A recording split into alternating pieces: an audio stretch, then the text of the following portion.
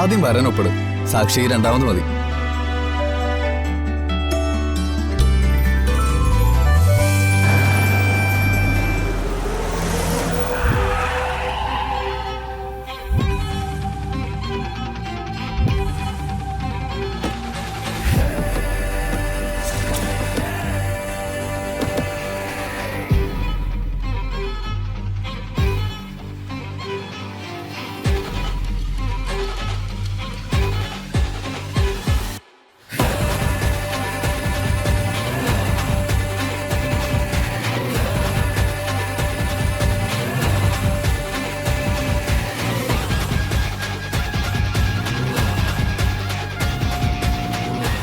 ആദി, ശരണ്യെ സ്വന്തമാക്കാൻ പറ്റുമെന്ന് ഈ ജന്മത്തിൽ ഞാൻ വിചാരിച്ചതല്ല.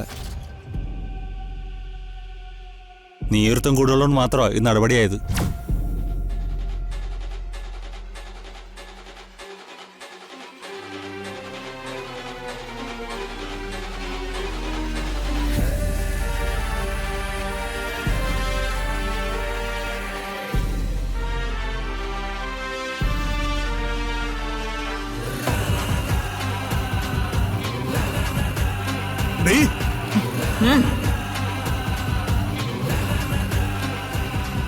ഇടി നാശി പിടിച്ചവളെ, മര്യാദക്ക് ഞങ്ങളുടെ കൂടെ വന്നോണം.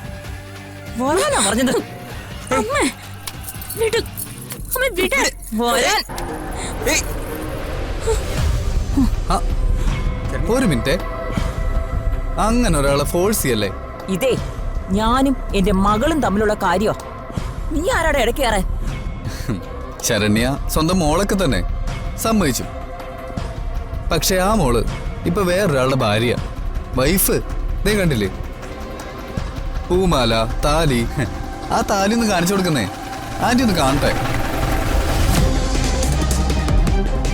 ആന്റി, സിറ്റുവേഷൻ എനിക്ക് മനസ്സിലായി.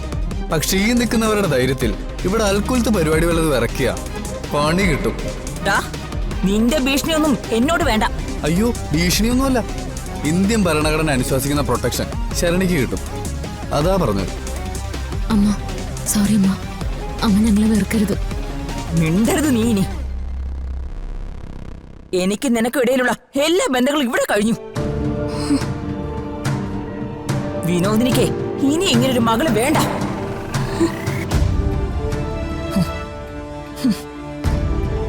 അപ്പോ നീയാണല്ലേ ഇതിന്റെയൊക്കെ സൂത്രധാരൻ? ആ, സൂത്രത്തിലൊരു കല്യാണം നടത്തി കൊടുത്ത സ്ഥിതിക്ക് സൂത്രധാരെന്ന് വേണമെങ്കിൽ പറയാം. ഈ തമാശയും ചിരിയൊക്കെ ഒരു ദിവസം മാറും. ഇതുപോലൊരു ദിവസം നിന്റെ ജീവിതത്തിലും ഉണ്ടാവും. ഒരു പെണ്ണിന്റെ കഴുത്തിൽ നീ താലി ചാർത്തുന്ന ദിവസം. ആ താലി മാത്രമേ ആ കഴുത്തിൽ ഉണ്ടാവൂ. അവളിൽ നിന്നും ഒരു ഭാര്യയുടെ സുഖമോ സന്തോഷമോ നിനക്ക് കിട്ടില്ല. സന്തോഷം നിറഞ്ഞൊരു ദാമ്പത്യ ജീവിതം നിനക്ക് ഒരു കാലത്തും ഉണ്ടാവില്ല. നിനക്ക് മാത്രമല്ല, നിന്റെ പ്രിയപ്പെട്ടവർക്കും അത് തന്നെയാടാ വിധി. ഉള്ളു നീറുന്നൊരു അമ്മയുടെ ശാപമാടാ ഇത്. അത് വെറുതെ പോവില്ല. ഓ ആന്റി, സ്റ്റോപ്പ്. ലൈഫിൽ ഫസ്റ്റ് ടൈം എനിക്കൊരു ശാപം കിട്ടുന്നത്. സംഭവം കൊള്ളാം, പക്ഷേ ഒരു പ്രശ്നമുണ്ട്.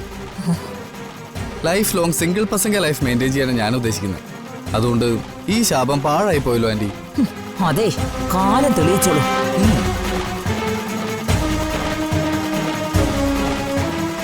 എന്റെ അമ്മോ, ഒരു തെലുങ്ക് പടം കണ്ട ഫീല്.